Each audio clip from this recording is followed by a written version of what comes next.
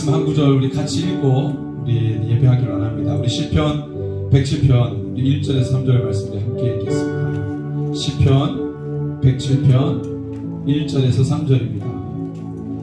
시편 107편 1절에서 3절.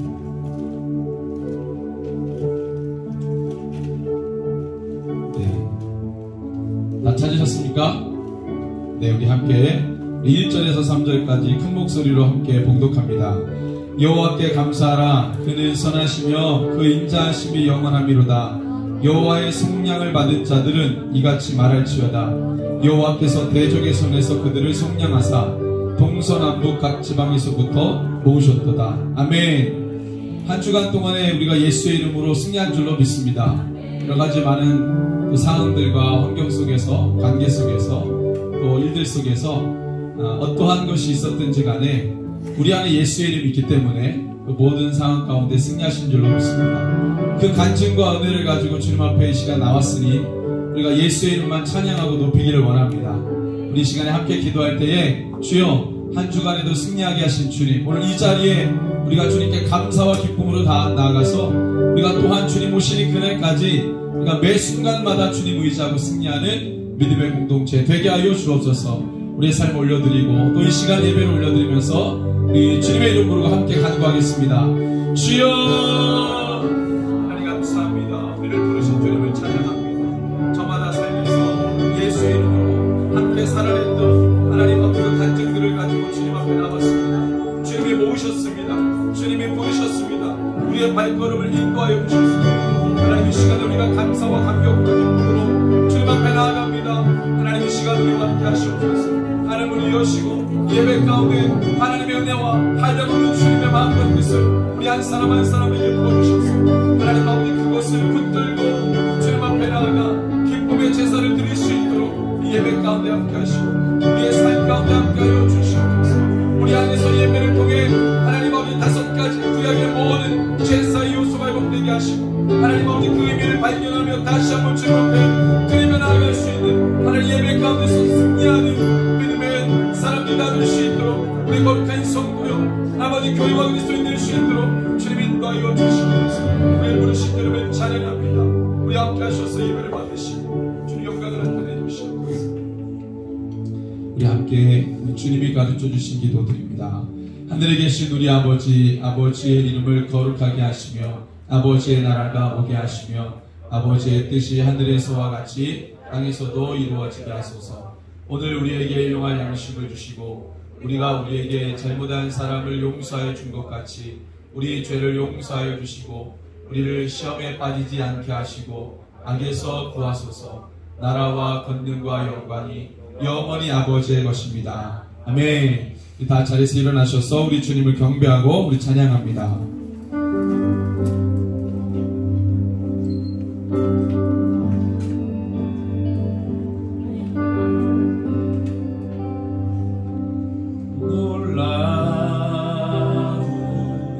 그 사랑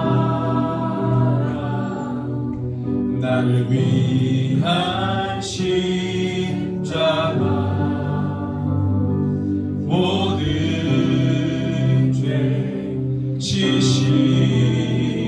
지시고 자신을 버리셨네. 놀라운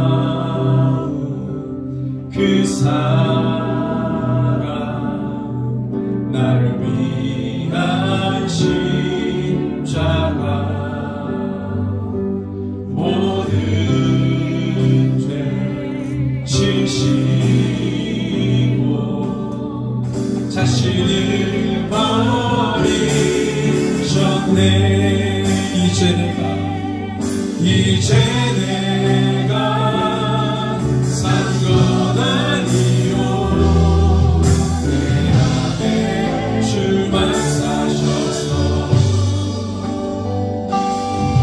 그 십자가 전하리라. 주의 뜻 이루리라. 열방이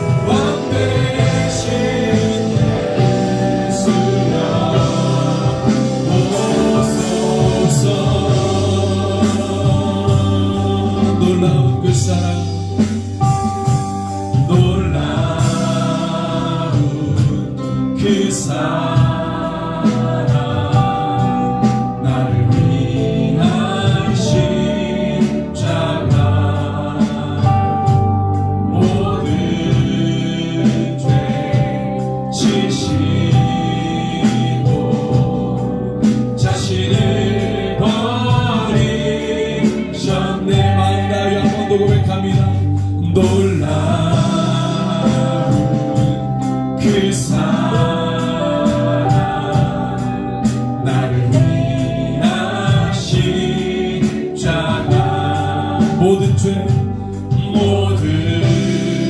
죄 지시고 자신을 버리셨네. 이제 내가 산 것 아니요 내 안에 주만 사셔서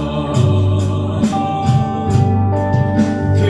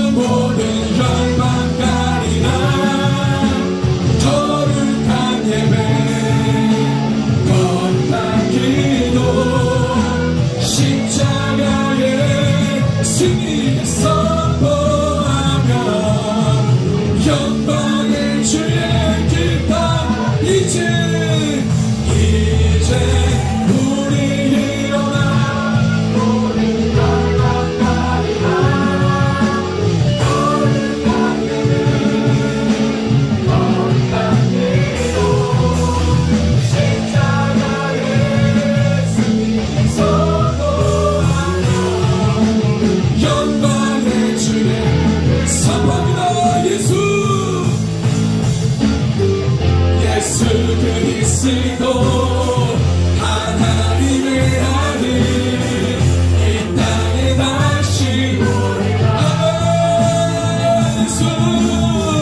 예수 그리스도 하나님의 아들 이 땅에 다시 옆에 분을 바라보시면서 우리 함께 고백합시다. 예수 그리스도 하나님의 아들 이 땅에 다시 오리라. 예수 그리스도 하나님의 아들 이 땅에 다시 오리라.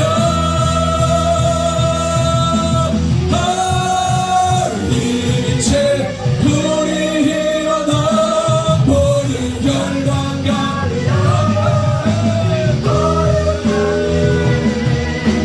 거룩한 기도 십자가의 승리 영광의 주의 기타 천국 소망으로 천국 소망으로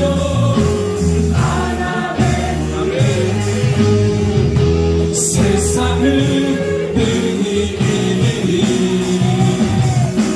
고난 넘어 우리는 주의 날을 맞으리 그 날을 섬기고 천국 소망으로 하나의 세상을 능히 이기리 선포합니다. 고난 넘어 우리는 주의 날을 맞으리 그 날을 섬기오리라. 이제 우리 일어나 전쟁합니다. 거룩한 예배 거룩한 기도 십자가의 승리 모든 세대가 주를 바라봅시다. 이제 우리 일어나 모든 결망 가리라. 거룩한 예배 거룩한 기도 십자가의 승리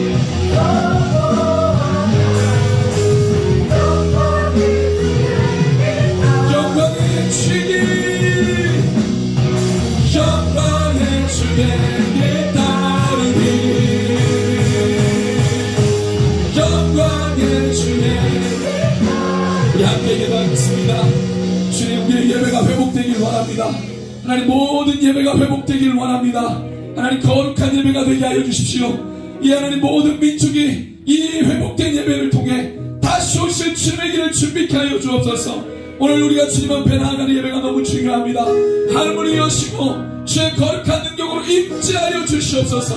각 사람의 마음 가운데 좌정하여 주시옵소서. 우리로 주의 거처를 삼으시고 영원히 임재하여 주시옵소서. 우리 함께 기도하겠습니다. 주여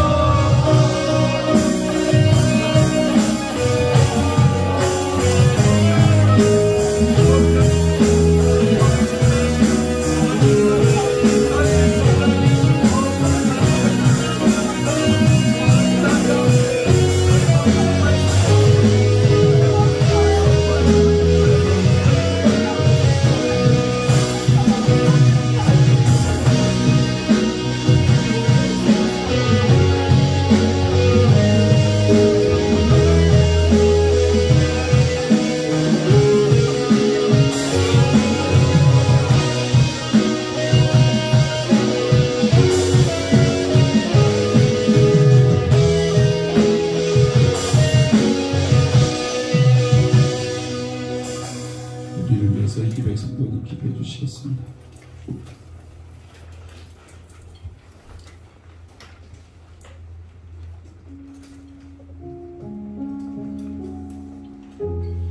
전능하신 하나님 아버지 감사합니다. 우리가 사나 죽으나 온전히 주님의 것입니다. 이때 주님 우리를 교회로 부으셔서 한 비전, 한 마음으로 나아가게 하시고 더욱 주님 앞에 깨어있는 교회가 되게 하여 주시옵소서. 지금 북한과 14, 13 모든 열방에서는 부흥의 소식이 들려오고 있습니다. 한국교회 우리 모두가 이 열방의 소식에 위축되거나 지친 마음에 회복이 있게 하시고 선하신 주님의 능력을 온전히 바라보고 나아가게 하여 주시옵소서. 하나님 감사합니다. 우리 키즈부터 어린이, 청소년, 청년, 시니어 모든 세대를 세워주시고 땅끝까지 복음 전하는 사명에 우리를 사용하여 주시옵소서. 그러나 끝까지 견디는 자는 구원을 얻으리라. 이 천국 복음이 모든 민족에게 증언되기 위하여 온 세상에 전파되리니 그제야 끝이 오리라. 영과 진리로 예배하게 하시고 주님 다시 오실 때까지 복음으로 예배함으로 우리 그리스도인이 주님 앞에서 믿음을 지키며 나아가게 하여 주시옵소서. 하나님께서는 춘추 땅에서 영혼들을 찾으시고 기다리십니다. 9월부터 3개월간 기도로 말씀으로 선포하며 주변 이웃에 복음을 전하게 하소서. 또한 우리 KMS 학생 선교사들이 하나님께 지혜를 구하고 하나님의 말씀에 충성되게 감당하는 우리 선교사로 자라나게 하여 주옵소서. 감당하시는 선생님들께 하나님 그 마음에 위로를 하여 주시고 또한 아버지 힘을 주시고 함께 하심으로 온전히 우리 학생들을 감당하며 신앙을 가르치며 지키게 하여 주시옵소서. 하나님 감사합니다. 이 하반기 우리 사역들이 있습니다. 하나님 우리가 믿음으로 지키며 포기하지 않고 달려나가게 하여 주시옵소서. 우리 다음 세대를 사랑하는 교사들을 세워주시옵소서. 하나님 깨어있는 교사들이 부족합니다. 하나님께서 그 교사들을 세워주시고 하나님께서 그 마음에 감동되는 한 사람 한 사람들을 불러 모아 주시옵소서. 하나님 감사합니다. 이 시간도 우리가 말씀을 듣고 하나님께 나아갑니다. 하나님 이 말씀을 들을 때 우리가 한 주간을 또한 살아가게 하시고 직장에서나 우리 가정에서나 우리 대한민국에서 열방에서 복음 전하는 사명에 우리가 땅끝까지 달려나가게 하여 주옵소서. 하나님 우리 목사님을 붙들어 주옵소서. 영육간에 강건하게 하시고 말씀 가운데 지치지 않게 하여 주시고 한 주간의 사역 또한 우리가 함께 이 목사님과 함께 달려나가게 하여 주시옵소서. 감사합니다. 우리 함께 하시는 우리 예수님 이름으로 기도하였습니다. 아멘.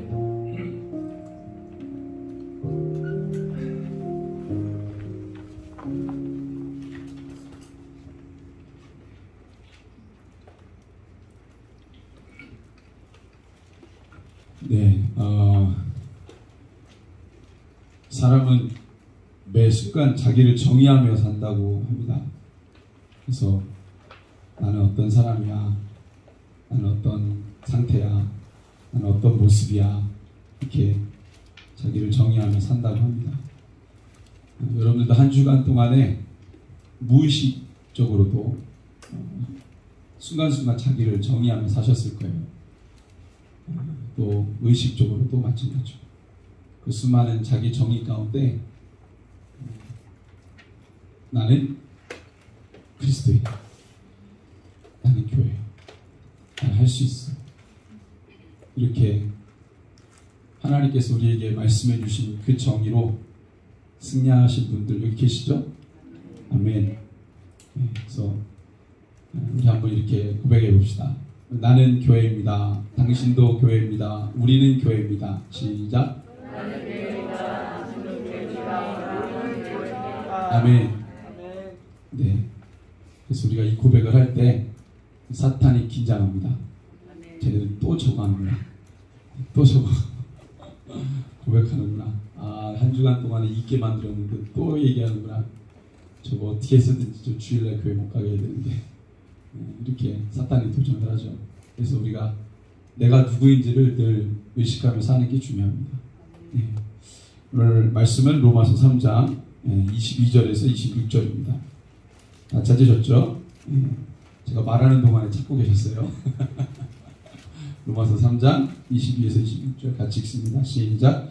곧 예수 그리스도를 믿음으로 말미암아 모든 믿는 자에게 미치는 하나님의 의인이 차별이 없느니라. 모든 사람이 주를 범하였음에 하나님의 영광에 이르지 못하더니 그리스도 예수 안에 있는 속량으로 말미암아 하나님의 은혜로 값없이 의롭다 하심을 얻은 자 되었느니라. 이 예수를 하나님이 그의 피로써 믿음으로 말미암는 화목제물로 세우셨으니 이는 하나님께서 길이 참으시는 중에 전에 지은 죄를 간과하심으로 자기의 의로우심을 나타내려 하심이니 곧 이때에 자기의 의로우심을 나타내사 자기도 의로우시며 또한 예수 믿는 자를 의롭다 하려 하심이라. 아멘. 네, 오늘 말씀의 제목은 진정한 유익입니다. 말씀을 좀 나누기 전에 유익이라는 이 말을 한번 좀 생각해 봤습니다. 유익. 책을 먼저 소개할게요. 책이 먼저 나와가지고 유익이라는 주제를 좀 묵상하다가 이 책을 좀 봤습니다. 죄라고 부르는 유익한 것들이라는 책인데요. 2016년도에 출판이 됐어요. 레이먼이라고 하는 사회심리학자인데 내용을 보니까 이상한 사람이에요. 이상한 사람들이 책을 잘 만들어요. 사회학 전공한 사람들, 심리학 전공한 사람들 각각도 이상한데 이걸 짬뽕해서 전공해서 더 이상한 사람이에요. 그래서 내용을 봤어요. 죄라고 부르는 유익한 것들, 이런 내용들이 있었습니다. 자, 내용이 뭐냐면요, 우리가 죄라고 규정한 7가지의 죄들이 사실은 유익한 것들이었다 라고 얘기하는 겁니다. 이 심리학자예요. 우리는 윤리, 도덕, 종교, 신앙적으로 저런 것들 죄라고 규정하지만 심리사회학적으로는 전혀 죄가 아니다. 오히려 우리의 삶에 기운을 북돋아준다. 자기의 능력을 오히려 개발시킨다. 이렇게 얘기합니다. 그래서 호색, 내용의 목차로 나오는 겁니다. 브레이저를 만져보라. 선행도 많이 하게 되고 시험 성적도 올라간다. 탐식, 두 번째 챕터는 먹고 마시고 즐기라. 똑똑하고 유용한 사람이 될 것이다. 탐욕, 행복과 인내와 자족의 길이 활짝 열린다. 나태, 천천히 느긋하게 졸면서 해라. 그래야 이긴다. 분노, 부정적 감정이지만 알고 보면 긍정적인 감정이다. 질투, 남이 가진 것을 갖고 싶어하면 왜 더 행복하고 똑똑하고 창조적인 사람이 되는가. 자만, 수없이 많은 좋은 것들이 뒤따라온다.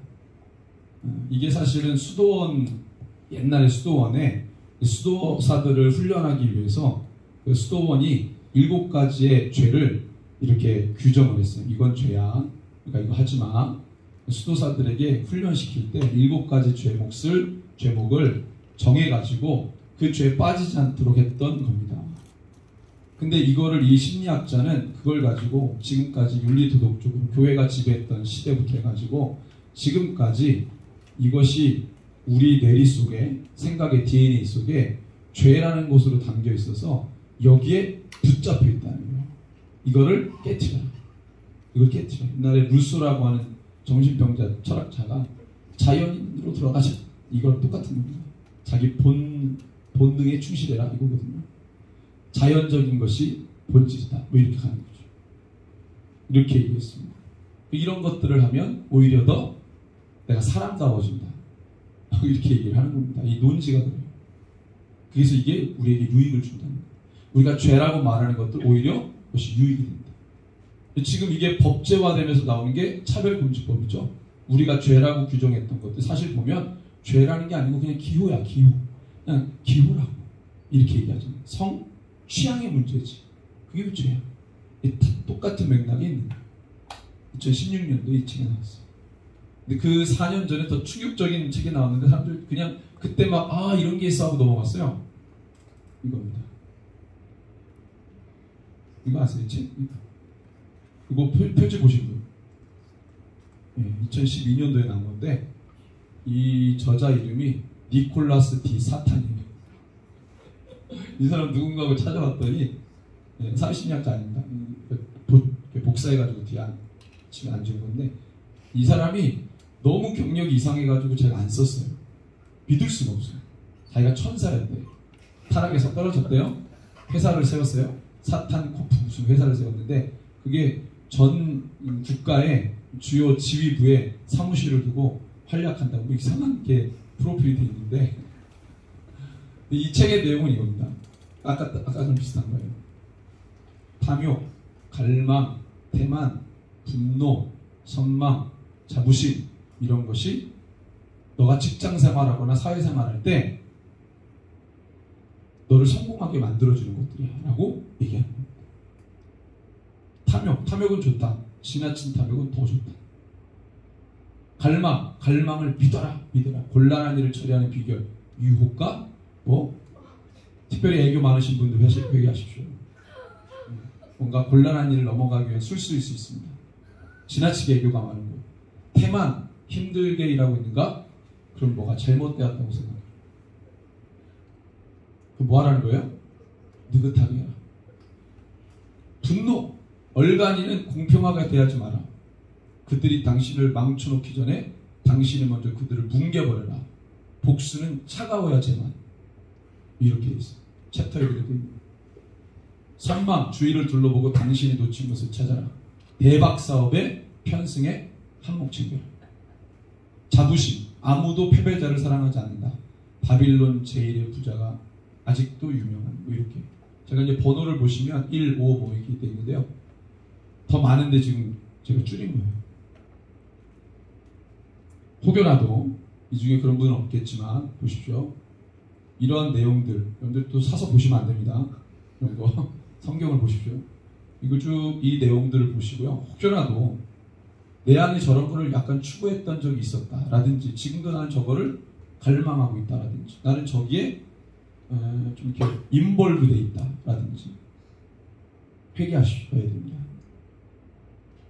저거는 세상이 추구하는 것들이잖아요. 우리를 비우라고 하는 것은 저게 우리에게 유익을 준다고 지금 미혹하는 거죠. 너가 사회생활하는데 직장생활하는데 너 생존법이야. 너 저렇게 해야지 살아남아. 엄청난 경쟁 구도 속에서 저게 너에게 유익을 주는 거지 다른 게 너에게 유익이 될 수 없어. 크리스찬이든 비크리스찬이든 조금이라도 비슷한 게 우리 안에 있다. 예수님의 이름으로 깨트리시기 바랍니다. 여러분들 세상이 얼마나 험악하면 저런 게 나옵니까? 여러분들 유익이 뭡니까? 사전적인 의미로는요, 이익을 얻는 것이죠. 이익이 되는 것입니다. 그 유익이라는 사전적인 정의입니다. 우리에게 진짜 유익이 뭘까요? 유대인들에게 유익은 뭐였나요? 율법이었죠. 이방인들에게 유익은 뭐였나요? 지식이었습니다. 근데 바울이 오늘 이 3장, 로마서 3장에서 말하고 싶은 게 뭐냐면, 결론적으로 말하면 율법도 아니고 지식도 아니다. 그럼 정답은 뭡니까? 우리의 진정한 유익은 뭐예요? 한번 외쳐볼까요? 시작! 그렇죠. 근데 우리가 이 시간 다시 이 말씀을 볼 때 중요한 건 뭐냐면 다 아는 거예요. 아, 저렇게 살지 말아야지. 우리는 누구지? 우리 교회고 그리스도인이지. 우리 무엇을 위해 살아야 되지? 우리 뭐에 집중해야 되지? 내 상태는 이런다 할지라도 결국 그것에 있는 게 아니고 거기에 머물러 있는 게 아니고 그래서 어떻게 해요? 뛰어넘고 주님이 우리에게 말씀하신 것을 따라가는 게 우리가 가야 될 길인데 여전히 우리는 유대인이 율법을 통해 유익을 얻고 싶은 것과 헬라인이 지식을 통해 유익을 얻고 싶은 것 똑같이 우리도 아까 그 책들에서 말하는 그 요소들을 전부 또는 부분적으로 취해서 나의 유익으로 삼고 있지는 않은 거예요. 예수만이 우리의 절대 유익이신데 사실 그렇게 사는 그리스도란 말이 있어요. 예수를 알지 못하는 사람들은 뭐 말할 것도 없죠. 근데 예수를 믿는다고 하는 사람들조차도 아까 우리가 말했던 저것을 목적으로 삼고 유익으로 삼는 그리스도인들이 많아요. 충격입니다. 저걸 대놓고 책을 만들어가지고요. 이렇게 대놓고 살아요. 욕심 나쁜 거 아니야. 욕심 부려. 성경은 뭐라 그래요? 욕심 죄다. 욕심이 잉태한 즉 뭐를? 죄를 낳고 죄가 장성한 즉 우리가 알잖아요. 성경에 집중하면 집중할수록 우리는 참 힘들 수 있어요. 우리의 본성을 거스리고 본능을 거스리기 때문에. 근데 그거를 그렇게 해서 튀어져 나온 사람들을 세상이 잡아먹는 거예요. 그래도 힘들잖아. 그래 못 살아. 어떻게 다 예수님 말한 대로 살겠어. 삐져나온 사람 어떻게 해요? 사탄이 옳다구나 가가지고 잡아먹는 거죠. 그래도 사실은 예수님 그렇게 따라다니다가 가랑이 찢어졌지? 힘들지? 그러니까 삐져나. 이렇게 가는 것도 맞아. 네 감정을 억누르지 마. 발산시켜. 어디를 향해서? 세상을 향해서. 우리 청소년들 있지만 그런 청소년들이 있으면 회개하십시오. 뭐냐면 하나님에 대해서 느긋함, 하나님에 대해서 거리감을 두고 하나님에 대해서 열정적이지 못하는데 그렇지 않은 곳에서는 난리를 치는 청소년들이 있어요, 없어요? 근데 이게 청소년뿐만 아니라 모든 세대에 있더라고요. 하나님에게서는 하나님 앞에서 되게 얌전해요. 그런데 그렇지 않은 곳에서는 엄청나게 활발해요. 감정을 어디다 쏟는 거예요? 하나님께 쏟지 않고 세상을. 내 감정, 나를 억누른 감정, 하나님 앞에서는 막 숨겨, 짓눌러. 그리고 그렇지 않은 곳에서는 발산시켜. 발산시켜. 제가 이 로마서 말씀을 바울이 왜 이렇게 했습니까? 왜 죄를 거론하고, 왜 문제를 거론하고, 왜 유대인의 연약함과 이방인의 연약함을 거론합니까? 그것을 밟고 최종적으로 바울이 말하고 싶은 얘기인 거죠. 그래서 우리 로마서를 보면은요, 우리가 쉽게 빠지지 말아야 될 부분이 있습니다. 뭐냐면 로마서를 읽다 보면 율법에 대해서 이렇게 얘기해요. 복음에 대해서 이렇게 얘기해요. 유대인은 이렇구나, 이방인은 이렇구나, 그 관계가 어떻구나. 그거를 가르치기 위해 쓴 게 아닙니다. 율법학을 가르치기 위해서. 헬라인들은 어떤 사람인지 그 죄론을 가르치기 위해서 쓴 게 아니라 결론적으로 바울이 끝에 가서 하고 싶은 얘기가 있는 거예요. 그것을 위해 징검다리로 그런 내용들이 있는 거죠. 결국 로마인 그리스도인들에게 하고 싶은 얘기를 끝에 가서 하잖아요. 그래서 그것을 하기 위해 하나씩 다루고 있는 것뿐이죠. 그러니까 율법에 대해서 얘기하면 율법이 이런 거구나. 율법 기능, 율법론, 거기 우물에 빠지는 거예요. 그러니까 유대인들은 이런 민족이구나. 그 유대 민족의 민족 이론 우물에 빠지는 거죠. 그렇지 않습니다. 결국에 이 로마에 있는 그리스도인들에게 보낸 이 편지의 궁극적인 목적은 뭐 하자는 거예요? 같이 뭐 하자? 복음 전하자. 같이 땅 끝까지 가자. 그 사이로 같이 동역하자. 그 얘기를 하고 있는 것이죠. 그래서 오늘 3장에 보면은요, 좀 어려울 수 있는 내용, 우리는 이제 22절부터 읽었지만, 우리 1절에서부터 보면은 바울이 조금 복잡한 이 대화 구조를 통해서 이야기를 하고 있습니다. 바울이 질문하고 답을 하죠. 스스로 질문하고 답해요. 이 디아트리베라고 하는 소위 말해 헬라 세계에서 있었던 소피스트들, 그러니까 그때 당시에 철학자들이 자기의 말을 논리적으로 강화시키기 위해서 만든 대화법입니다. 자기가 질문하고 자기가 대답하고 자문자가. 소크라테스가 이것을 했다 그래서 그 뒤에 이 제자들이 그렇게 했다는 건데, 삼파술이라고 해가지고, 삼파가 뭐 하는 거예요? 애 낳는 거 도와주는 사람이잖아요. 그러니까 이 화법 자체가 너가 진리에 이르도록 도와주는 화법. 내가 질문하고 내가 답하는 거. 그래서 삼파술이라고 합니다. 이 디아트리베라고 하는 대화 구조를 통해 바울이 진짜 하고 싶은 핵심을 끌고 가는 거예요.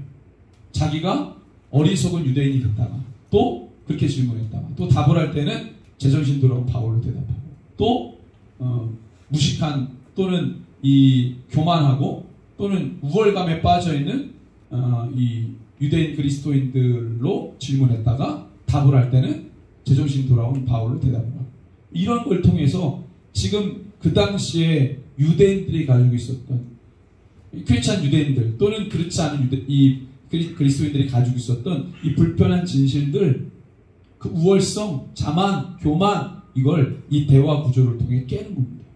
그래서 어디에 결론을 끌고 가는 것이죠. 1절의 질문이 뭡니까? 이 바울이 말한 1절의 질문, 3장 1절 한번 읽어볼까요? 그런즉 유대인의 나음이 무엇이며 할례의 유익이 무엇이며, 유익에 대해서 얘기하잖아요. 너희들 그렇게 예수를 믿어놓고 왜 자꾸 할례를 중요하게, 율법을 중요하게 했냐. 그래서 그 전에 우리가 이 유대인과 이방인의 죄를 고론했잖아요. 그 다음에 계속적으로 그것을 이어가는 거예요. 지금 바울이. 도대체 너희들의 유익은 뭐냐? 유대인의 남은 무엇이고 할례의 유익은 무엇이냐? 이렇게 질문하는 것이죠. 그래서 뭐라고 대답을 해요? 제정신 돌아온 바울이 답을 하죠. 2절입니다. 같이 읽습니다. 범사에 많으니 우선 그들이 하나님의 말씀을 맡았음이니라. 이렇게 대답해요. 자, 유대인들이 중요하다고 말할 수 있는 것은 딱 하나, 뭐예요? 하나님께 말씀을 맡았다. 이거 중요하다. 자, 근데 그 다음에 세 번째, 이 3절이죠. 3절 질문, 다시 바울이 질문합니다. 시작. 어떤 자들이 믿지 아니했으면 어찌하여 그 믿지 아니함이 하나님의 미쁘심을 패하겠느냐? 이렇게 이제 또 질문해요. 자, 유대인들은요, 자기가 하나님의 말씀을 맡았다라고 하는 선민의식이 굉장히 강해요. 거기에서 헤어나오지는 못한 거고, 우월감에서 나오지는 못해요. 근데 바울이 그 전에 뭐였어요? 유대인 죄성에 대해서 얘기했죠? 맡겠단 말이죠. 그 다음에 또 얘기하는 거예요. 너희들이 진짜 나은 게 뭐냐? 그거 하나 꼴랑 하나님께 말씀을 맡았다라고 하는 것밖에 없지 않나요? 근데 3절에서 바울이 자문하기를 또 이렇게 얘기해요. 어떤 자들이 믿지 아니했으면, 이 말은 뭐냐면 이렇게 풀어야 돼요. 하나님께 말씀 맡은 이 유대인들이요, 하나님께 말씀을 맡게 그 지위와 신분을 주었을 때의 목적이 있을 거 아니에요. 하나님 이스라엘 백성들을 선택하셔서 말씀을 먼저 준 하나님의 뜻이 있잖아요. 줬다라는 사건이 중요한 게 아니고 왜 줬냐 이거예요. 그걸 아는 게 중요하지 않겠어요? 그죠? 근데 이 사람들은 내가 그 지위를 받았다라는 걸 끝이에요. 그걸 받았으면 자기가 어떻게 해야 돼요? 너희들이 그 지위를 받았다. 하나님의 엄청난 이 말씀을 처음으로 받은 민족, 그걸 감당하는 민족, 그럼 어떻게 해야 돼요? 잘해야 되겠죠. 하나님의 뜻을 잃어버리지 않고 그걸 잘 유지를 했어야죠. 근데 어떻게 했다는 거예요? 믿지 아니하였으면 어찌하려 그 믿지 아니함이 하나님의 미쁘심을 패하겠느냐. 하나님의 의도를 파악하지 못하고 신의 일을 저버렸어요. 하나님이 맡기신 그 신뢰를 깨버렸어요. 자, 그럼 어떻게 됩니까? 하나님이 우리도 깼으니까 하나님도 깨야 되냐? 이렇게 얘기합니다. 우리가 그걸 저버렸으면, 유대인들이 그걸 저버렸으면 하나님의 뜻을 망가뜨리고 나에게 주신 그 지위와 신분을 내가 무의미하게 만들었다면 하나님도 똑같이 너희들에게 그렇게 하셔야 되느냐? 그러시는 분이에요? 아니에요? 아니죠. 내가 망가뜨려도 하나님은 그 약속을 포기하지 않으세요. 4절에 보니까 바울이 그렇게 얘기하죠. 3절 마지막 절에도 하나님의 미쁘심을 패하겠느냐. 우리의 불의함이 하나님의 신실함에 해를 끼칠 수 있겠느냐. 내가 그렇게 부족하다고 하나님도 그래야 되느냐. 늘 우리 신앙생활 하다 보면 그렇게 하는 분들이 있어요. 자기가 열심히 하다가 시험 들었어. 그래서 안 해. 뭐 하나님도 사역을 멈췄다고 생각해. 자기가 시작하면 또 하나님이 사역을 해. 누구 중심이에요? 자기 중심이에요. 자기 중심으로 사역이 돌아간다고 생각해. 내가 안 해도 하는 사람이 있어요, 없어요? 또 있습니다. 자기가 안 하면 자기가 안 하는 거예요. 자기가 안 하면 하나님이 너는 안 하는구나. 너 대신 그 사람이 잘했을 때 또 하나님이 은혜 주시고 그 은혜를 이제 못 누리기 시작하는 거죠. 자기 중심으로 생각해요. 그걸 교만이라고 하고 우월의식이라고 말하는 겁니다. 그걸 내려놓는 거죠. 우리는 따라합시다. 나는 무익한 종입니다. 나는 무익한 종이에요. 어디서 명함을 내립니까? 하나님 앞에서. 시키면 하는 거고 주님 사랑하는 거예요. 근데 막 자기 위주로 돌아간다고 생각해요. 자기가 없으면 안 되고 자기가 있으면 되고. 아니에요. 하나님은 모든 자를 쓰십니다. 유대인들은 늘 그런 게 빠져있는 거예요. 자기 중심. 하나님은 절대 패하지 않으십니다. 그분은 신실하시다. 미쁘시다는 말이 신실하다. 4절 같이 한번 읽습니다. 그럴 수 없느니라. 사람은 다 거짓되되 오직 하나님은 참되시다 할지어다. 기록된 바 주께서 주의 말씀에 의롭다함을 얻으시고 판단받으실 때 이기려 하심이라 함과 같으니라. 바울이 이것을 반박할 때 자꾸 뭘 가지고 반박하냐면 하나님의 말씀을 가지고 반박해요. 이 궤변을 늘어놓는, 물론 이제 바울이 스스로 자문했지만 이 자문은 바울이 마음속에 그렇게 생각해서 묻는 게 아니라 그렇게 질문하는 사람들을 대변해서 얘기하는 거예요. 지금 자문하고 자답하는 거예요. 이해되시죠? 그런 사람도 있다는 거예요. 이렇게 생각하는 사람들이 있었다는 거예요. 어디에? 로마 안에, 로마 교회 안에. 그들을 향해서 빗대어 자기가 우둔한 사람이 되어서 질문했다가 진짜 바울이 돼서 답하고. 이렇게 생각하는 사람이 있었다는 거죠. 자, 그리고 다음에 5절이죠. 그러니까 3절, 5절이 똑같은 질문이에요. 3절, 5절. 5절은 또 뭡니까? 시작. 그러나 우리 불의가 하나님의 의를 드러나게 하면 무슨 말하며 내가 사람의 말하는 대로 말하노니 진노를 내리시는 하나님 이 몸을. 3절은 똑같은 맥락이에요. 우리가 그러면 나의 연약함, 내가 불의를 행함으로 하나님이 변치 않으시다 그랬습니까? 내가 불의하면 하나님의 신실함이 더 돋보이겠네? 이런 궤변이 어디 있어요? 우리가 연약하는 걸 우리가 주님, 여러분들 여기 계신 분들이 쫙 주님 앞에 살아갈 때 내가 이때는 죄를 짓고 이때는 내가 죄를 짓므로 하나님의 의로심이 더 드러나고 나는 은혜를 더 받겠지 이렇게 설계하고 사시는 분 계세요? 절대 누구도 그렇게 살지 않습니다. 이거는 논쟁할 때 나오는 얘기입니다. 말하기 좋아하는 사람들. 그래서 우리가 신앙생활에 보면 이런 분들이 있어요. 믿음은 없는데 하여튼 주둥이는 살아가지고 말은 잘해요. 정답은 다 알아. 살지는 않아요. 그 사람은 삶이 없죠. 대화할 때 그냥 아는 지식으로 튀어나오는 얘기를 하는 것 뿐이지 삶은 없어요. 마치 그런 사람들. 말하기 좋아하고 정답은 아는데 그렇게 살기는 싫고. 그래서 대화를 통해서는 기독교 지식이 왔다 갔다 하지만 전혀 그것이 자기가 말한 지식도 자기의 것이 되지 못한. 유대인들의 특징이 뭡니까? 토론 엄청 하거든요. 근데 이들은 외식이라고 말하는 이유가 뭐예요? 아는 것만큼 살지 못하기 때문에. 그 자체를 유희하는 거예요. 그 자체 그 지식을 사유하면서 거기에서 그 쾌락을 느끼는 거지. 너는 모르지, 나는 알아. 그건 뭐합니까? 그렇게 살지를 않는데. 여러분들 100가지를 아는 사람이 한 가지도 못 살면 의미 없죠? 100가지 아는 게. 근데 100가지를 몰라도 한 가지 아는 대로 사는 사람이 이기는 겁니다. 유대인들은 늘 그런 죄에 노출되어 있는 사람들이에요. 근데 정신 못 차리지. 그러니까 이런 얘기하는 거예요. 이런 궤변을 드러내는 거죠. 그럼 우리가 더 죄를 지면 하나님이 더 선하심이 드러나겠네. 그럼 우리가 주를 위해서 더 죄를 지어야겠네. 이게 무슨 뱀 같은 얘기입니까? 근데 충격적인 건 이렇게 생각하는 사람들이 있었다고 바울이 자기가 대신 질문하며 얘기하는 거예요. 충격을 받는 거죠. 그래서 이 편지를 받을 때, 로마의 사람들 이 편지를 받을 때 뜨끔하는 사람이 있을까요, 없을까요? 있죠. 아니, 만난 적 없는 이 바울이 어떻게 지키 잘 알지? 영적인 거죠. 영적인 거죠. 그래서 6절 한번 읽습니다. 결코 그렇지 아니하니라. 만일 그러하면 하나님께서 어찌 세상을. 자, 여러분들, 그래서 하나님을 여러분들 잘 생각해 보세요. 이 로마서 3장은요 다음 장으로 넘어가기 위해서 이해를 정말 잘 하셔야 돼요.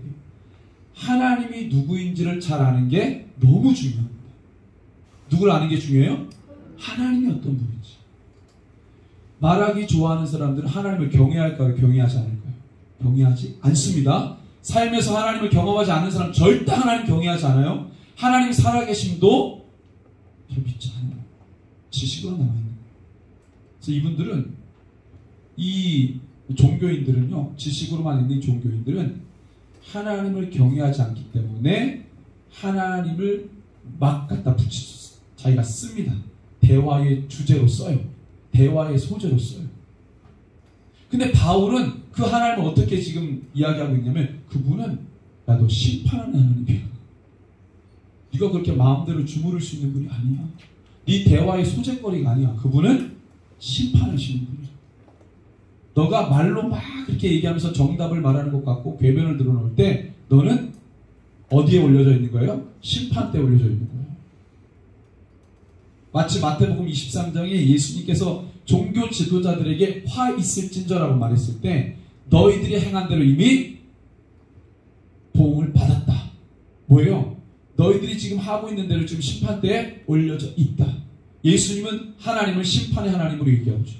근데 바리새인들과 이런 이 말하기 좋아하는 사람들은요, 하나님 경외하지 않기 때문에, 삶이 없기 때문에 필요하면 갖다 쓰고 그렇지 않으면 좀 멀리 두고. 유대인들은 문화가 어떻습니까? 하나님이 가까이 계신 분이 아니라 좀 멀리 계신 분. 근데 이 종교를 사유하는 이 종교 권력 집단은요, 자기 마음대로 왔다 갔다 해요. 이제. 백성들, 이 순진한 백성들이나 하나님 이러지만 종교 지도자는 그렇지 않습니다. 하나님을 심판의 하나님으로 바울이 이야기합니다. 7절에도 마찬가지죠. 뭐라고 말합니까? 나의 거짓말로 하나님의 참되심이 더 풍성하여 그의 영광이 되었다면 어찌 내가 죄인처럼 심판을 받겠느냐. 왜요? 나의 연약함이 하나님의 의로움을 돋보이는데 하나님이 왜 나를 심판해요? 하나님의 능력을 기여하는데 내 죄가. 나의 연약함이 하나님의 능력에 기여한대. 그래서 내가 계속 죄를 지어도 하나님 나 심판하지 않아요. 이게 어디서 나온 얘기예요? 어디서 나온, 이거 성경에 있는 얘기입니까? 내가 죄를 많이 지면 질수록 하나님의 본성, 그 사랑이 더 깊어지고 죄를 내가 더 지어야지. 하나님의 사랑이 더 크려면 하나님의 사랑에 기여해. 뭐가? 나의 죄가. 근데 여러분들 이게 말로써 논리가 이렇게 하니까 여러분들이 그게 뭐야 이러지만 그렇게 사는 그리스도인들 많아요. 여러분들 사랑을 가장 강조하는 사람이 누굴까요? 어떤 사람이 사랑 강조 많이 할까요? 신앙생활하면서. 예? 사랑받을 짓을 안 한 사람들. 사랑을 엄청나게 강조합니다. 여러분들 주님이 우리를 사랑하시죠? 주님이 우리를 사랑하면 또 우리도 주님을 사랑하죠? 자, 그러면 사랑의 관계가 됐어요. 그러면 그 다음에 어떻게 됩니까? 또 사랑 얘기해요? 그 다음 뭐예요? 사랑하니까. 그 사랑이 강하니까. 그 다음 뭐 얘기해야 돼요? 서로 얘기할 게 많죠? 근데 늘 사랑을 강조하는 사람은 지금 사랑하고 있다는 거 아니에요? 아니죠. 그러니까 계속 사랑을 강조. 우리가 부부 생활을 보면은요, 남편이든지 아내든지 자꾸 서로 사랑을 얘기해. 그럼 지금 사랑이 되고 있다는 거 안 되고 있다는 거예요? 이 경험상을 아시잖아요? 안 되고 있다는 거예요. 이미 사랑을 하고 있어. 그러면 뭐예요? 그 다음 얘기하는 거예요. 사랑한데 그 다음 얘기. 서로 뭘 해야 될지 역할을 이야기해. 그게 안 되면 계속 강조하는 거예요. 사랑해야지. 사랑이란 말을 해야지. 사랑이란 행동이 나와야지. 이게 강조되면 강조될수록 그 둘은 뭐 하고 있다는 거예요? 사랑 안 하고 있다는 거예요. 하나님과 우리 관계도 마찬가지죠. 그러니까 이게 뭐예요? 이 대화는 똑같은 거예요. 내가 죄를 지면 지을수록 하나님의 인내는 더 돋보인다. 나의 연약함이 주님의 능력을 돋보이게 만든대요. 말이 아니라 그렇게 사는 분들이 많다고요. 그래서 8절에 보니까 바울이 이렇게 얘기할 수밖에 없는 거죠. 8절을 읽습니다. 또는 그러면 선을 이루기 위하여 악을 행하자 하지 않겠느냐. 어떤 이들이 이렇게 비방하여 우리가 이런 말을 한다고 하니 그들은 정죄받는 것이 맞다. 그래서 이 로마 교회 안에는요, 이런 지식이 너무 가득하니까 이런 지식을 기반으로 복음을 흐릿하게 만들고 미혹하게 만드는 종교인들이 많이 있습니다. 그래서 이렇게 얘기하는 사람들의 기저에는 뭐가 있냐면 인본주의. 자기 생각, 자기 해석. 근데 바울이 이것을 반박할 때 9절에서부터 우리 18절인데요. 이걸 반박할 때 바울이 뭘 들어서 반박하냐면 아까도 얘기했지만 우리 4절에 하나님의 말씀을 기반으로 반박합니다. 자, 삶이 없는 종교인들은 자기 지식으로 얘기하지만 삶이 있는 사람들은 항상 말씀을 가까이 하기 때문에 우리가 뭔가를 결정하고 해석할 때 그 기저에 뭐가 있어야 돼요? 하나님의 말씀이 있어야 돼요. 그러니까 바울이 어떻게 이야기합니까? 우리 9절에서 18절 읽어봅니다. 그러면 어떠하냐? 우리는 나으냐? 결코 아니라. 유대인이나 헬라인이나 다 죄 아래 있다고 우리가 이미 선언하였다. 앞절에서 10절부터 기록된 바 의인은 없나니 하나도 없으며 깨닫는 자도 없고 하나님을 찾는 자도 없고 다 치우쳐 함께 무익하게 되고 선을 행하는 자는 없나니 하나도 없도다. 그들의 목구멍은 열린 무덤이요 그 혀로는 속임을 일삼으며 그 입술에는 독사의 독이 있고 그 입에는 저주와 악독이 가득하고 그 발은 피 흘리는데 빠른지라 파멸과 고생이 그 길에 있어 평강의 길을 알지 못하였고 그들의 눈앞에 하나님을 두려움이 없느니라는 것 같으니 시편과 이사야를 넘나들면서 말씀을 기저에 깔고 그들에게 얘기합니다. 시편과 이사야의 말씀을 계속 적용하면서 얘기하는 거죠. 바울은 말씀을 향해 달려가고요. 이 말씀을 듣는, 이렇게 생각하는, 궤변을 늘어놓는 그 종교인들은 자기 생각에 깊이 빠져있죠. 그 모든 사람이 죄인이라고 얘기하는 거예요. 유대인도 헬라인도. 율법을 자기 유의라고 얘기하는 유대인조차도 죄인이고, 지식이 자기 유의라고 삼는 헬라인들도 뭐예요? 죄인이고. 모든 죄인이죠. 율법을 의지하는 유대인들, 너 죄인이야. 지식을 의지하는 헬라인들, 죄인이야. 너희들이 뭘 의지했든지 죄인이야. 왜? 성경이 그렇게 말하고 있어. 성경. 그래서 율법, 유대인들이 율법을 강조하고 율법의 행위 특별히 할래, 내가 그리스도인인데 내가 중요하다고 생각하는 것, 이게 중요하겠지. 그게 맞는지 안 맞는지는 어디서 찾아봐야 돼요? 말씀이죠. 말씀. 성경에서 우리에게 안내주신 말씀. 예수님의 동선. 예수님은 뭘 말씀하셨는지. 그래서 사실 아까 유익, 유대인들은 율법, 헬라인들은 지식, 이걸 유익이라고 샀는데, 우리의 유익은 누구라 그랬어요?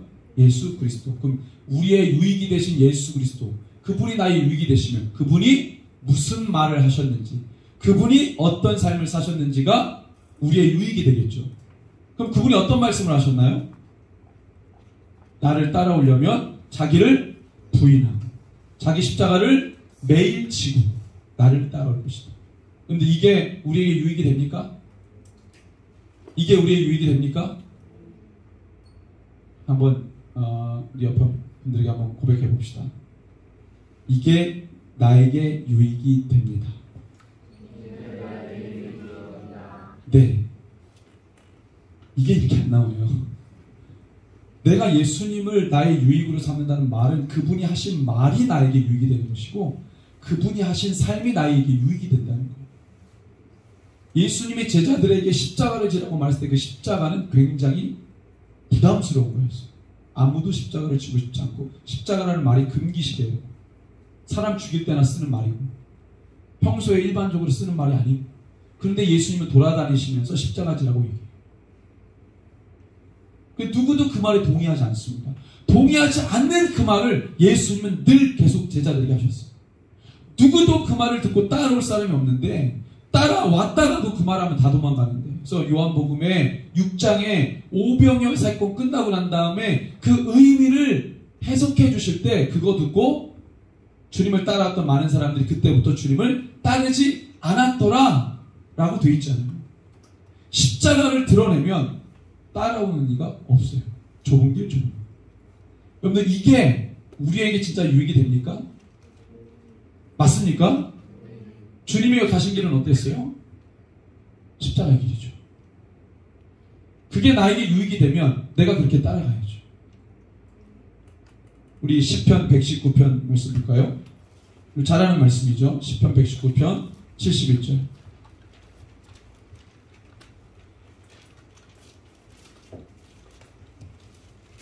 시편 119편 71절 같이 찾으셨으면 우리 샬롬 해볼까요? 다 찾으신 분들? 아멘. 자, 71절 시작. 고난당한 것이 내게 유익이라. 이로 말미암아 내가 주의 율례들을 배우게 되었나이다. 아멘. 고난이 내게 뭐라고 얘기하죠? 유익이다. 그 고난을 통해 내가 말씀을 듣고 깨닫듯이 내가 그것을 깨닫다는 거예요. 근데 우리가 유익, 그러면 아까도 얘기했지만 그런 잡다한 세상에서도 말하는 것들이 나에게 유익이 되고, 심지어 우리가 죄라고 규정한 것조차도 유익이 되는 거라고 우리를 계속 학습시키는데, 그래서 어설픈 그리스도인들도 그 말에 동조하고 따라가는데, 우리가 정말 나의 유익이 예수님이라고 한다면, 성경에서 말하는 예수님이 어떤 말씀을 하시고 어떤 삶을 사셨는지를 다 우리가 유익으로 삼고, 그것이 진짜 나의 삶에 나를 살리는 진정한 유익입니다라고 말할 수 있는 거예요. 거기까지 가야 그리스도입니다. 그게 되면 그리스도입니다. 한국 교회 자체가 제도화되는 바람에 직분의 법제가 너무 이렇게 촘촘히 되어버렸어요. 장로교보다 더 촘촘한 직제를 가지고 있는 감리교 같은 경우도 엄청나게 많죠. 왜 그렇게 만들어놨을까요? 신앙생활 하다 보니까 초대교회 같지 않아. 교회 2000년 역사 가운데 초대교회처럼 되지 않기 때문에 뭘 자꾸 만듭니까? 직분을 만들기 시작해요. 신앙의 정도에 따라 교회의 어떤 이 직분자들 나누는 거죠. 그래서 신앙이 성숙되면 이렇게 올라갑니다. 지도자가 되는 거죠. 그래서 저는 그렇게 됨으로써 교회의 본질이 흐려졌다. 흐려지는데 기여 어느 정도 했다. 이렇게 봅니다. 그래서 우리는 시종일관, 그러면 우리가 다시 회복하기 위해서 어떻게 해야 되느냐? 교회의 예전의 전통으로 돌아가느냐? 그것도 어느 정도 일조할 수 있겠지만 중요한 건 성경에서 말하는 핵심이 뭐냐는 거죠. 결국 우리에게 말씀하시는 정의, 너는 교회인데, 너는 예수가 나의 삶의 유익이라고 말하는 교회인데, 그럼 너의 생각은 어떠하며 너의 삶은 어떠하냐? 유익이라고 말만 하지 말고, 그럼 너의 생각을 그게 지배하고 있는지, 나의 삶을 지배하고 있는지, 내가 정말 예수 나의 유익이라고 말했던 그게 나의 생각을 지배하고 나의 삶을 지배하는지, 아니면 그냥 세상 사람들 열심히 사는 것처럼 나도 그냥 그렇게 사는 건지. 그러니까 열심히 하는 사람도 자기를 부인해야 돼요. 그렇지 않은 사람 역시 자기를 부인해야 되겠지만 하나님 앞에 열심히 한다고 특심 있는 자들도 여전히 자기를 부인해야 돼요. 자기를 버리고 십자가 지고 하고 있는데도 그래서 우리가 빌라델비아 서머나교회 빌라델비아 교회 우리가 보면서 놀라는 건 뭐예요? 아니 열심히 충성하고 있는데 그에게 위로는 뭐예요? 더 충성해라. 죽도록 충성해라. 끝까지 충성해라. 마라나타 충성. 이거 하는 거죠. 서머나교회 하고 있는데 위로 좀 하지. 하는 자에게 더 말씀하시죠. 그 말은 뭐예요?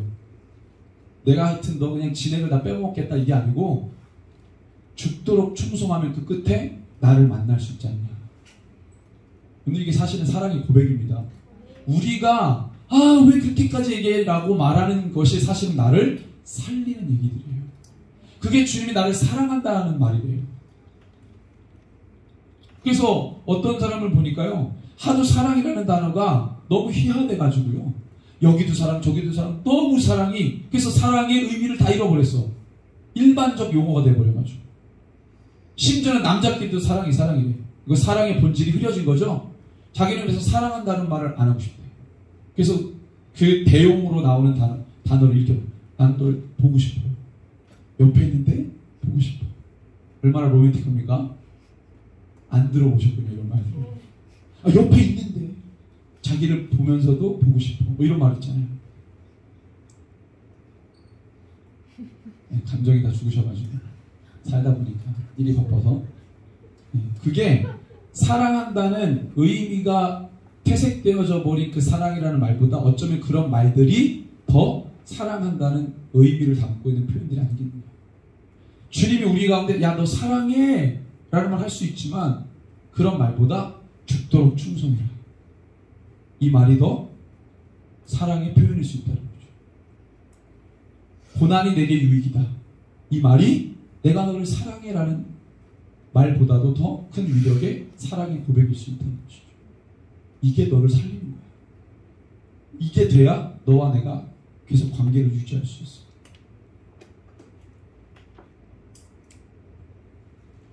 우리가 죄인이다. 우리는 어떠한 것도 우리에게 유익을 줄 수 없다. 바울이 지금 이 결론적으로 이 말을 하려고 끌고 가는 거죠.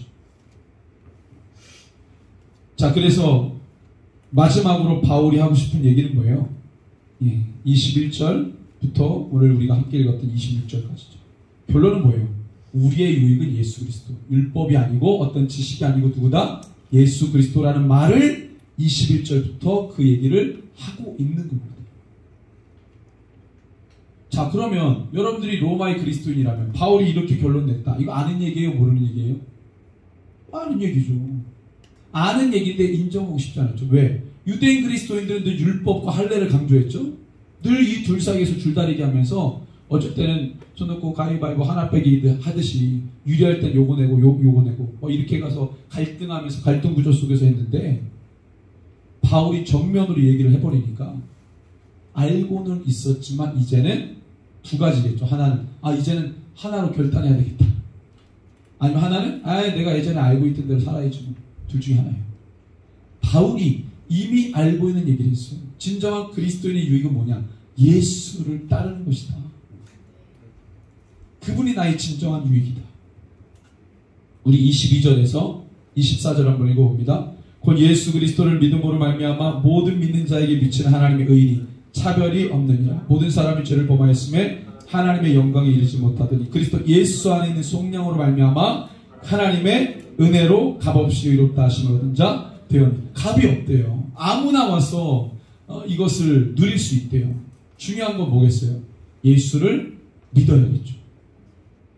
그런데 너가 생각하는 예수가 아니고 말씀에서 기록한 예수를 믿어야겠죠. 말씀에서 기록한 예수. 내가 생각하는 예수, 내가 바라는 예수가 아니고요. 말씀에서 예수님이 말씀하시고 보여준 그 성경에서 기록한 예수님을 꼭 붙드시기를 바랍니다. 그분이 내 안에 들어오면 내가 진짜 유익이 되는 거지, 그분 아니고 내가 만들어 놓은 예수, 그건 예수를 따르는 게 아니고 나를 따르는 거예요. 사실은 우상 숭배하지 말라는 말이 사람이 우상을 만들잖아요. 그 어느 때는 그게 하나님이 됐다가 어느 때는 바알이 됐다가 어느 때는 아세라가 됐다가 신약에 와서 그게 예수가 돼버린 거죠. 천주교의 신이 계속 바뀌듯이 그게 사람이 만든 거잖아요. 결국 똑같은 거죠. 예수를 내가 만들어 놓고 내가 만든 예수를 따라가는 거예요. 그건 우상 숭배죠. 금송아지 우상 숭배. 중요한 건 내가, 여러분들 잘 기억하시기 바랍니다. 신앙생활 할 때 지금 여러분들이 처해 있는 상황에서 업그레이드 되셔야 돼요. 박차고 일어나셔야 돼요. 그거 아닙니다. 지금 아닌 게 너무 많아요. 깨고 내 생각을 깨고 내 틀을 깨고 다시 업그레이드 할 필요가 있어요. 거기서 못 벗어나면 우리가 지금 여기서 말했던 세상 잡다한 이론이 나의 유익이 될 수 있어, 예수님과 조금만 멀어져도 그 말이 더 귀에 달콤하게 들리는 이 시대 속에서 정신 안 차리면 그냥 마귀의 밥이 되는 거예요. 그래서 여러분들, 우리는 아까도 말했듯이 열심히 했던 자도 자기를 버리는 일을 게을리하면 안 됩니다. 여러분들 지금 우리가 시대의 메시지를 아는데 이 아는 우리가 지금 너무 느슨하다. 이거는 기만하는 거죠. 이걸 뭐라고 해요? 기만이에요. 기만. 하나님 기만하는 거죠. 아는데 왜 안 하냐? 외식이고 기만이죠. 영적 외식, 영적 기만. 그래서 마지막에 너가 많은 선생이 데려가지 마라. 너 아는 게 너를 뭐 하는 거예요? 오히려 너를 심판대에 끌고 가는 것이다. 차라리 몰랐다고 얘기하면 그거 몰랐구나 그럴 텐데, 아는 걸 엄청 많은데 살진 않아. 아는데 너 왜 이렇게 안 했냐? 핑계치 못할 것이다. 그래서 여러분들 알았다면 많은 사람들을 옳은 대로 돌아오게 해야 되겠죠. 이 엄청난 하늘의 지식을 가지고 시대를 깨우며 자기 삶에 안주하려고 하는 모든 종교인들을 깨우며 우리 함께 주님의 뜻을 위해 달려가자. 우리의 삶을 박철구나 성경에서 말하는 예수를 믿고 따라가며 주님이 원하시는 수준까지 이르는 그런 장성한 분량에 이르는 그리스도인들, 그것이 진정한 나의 유익이라고 믿고 그렇게 살아가는 그리스도인들 되시기를 주님의 이름으로 축원합니다. 우리 함께 기도하겠습니다.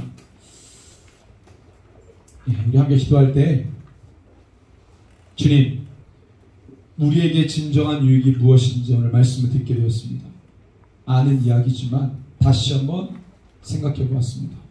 그동안 주님에게서 멀어지고 떨어졌던, 내가 망각했던, 내가 혹여라도 부분적으로 외식했던, 기만했던 그러한 신앙의 모습이 있었다면, 하나님, 내가 진정한 유익이라고 믿고 왔던 것들이 사실 내가 만들어 놓은 나를 위한 유익이었다는 것을 이 말씀을 통해 깨달았다면, 이 시간에 하나님 주님 다시 한번 내 심령과 마음을 창조하시고 하나님의 것을 다시 부어주시고 말씀에서 기록한 주님을 따라가도록 인도해달라고 우리 시간에 말씀을 생각하면서 우리 주 이름으로 함께 간구하겠습니다. 주여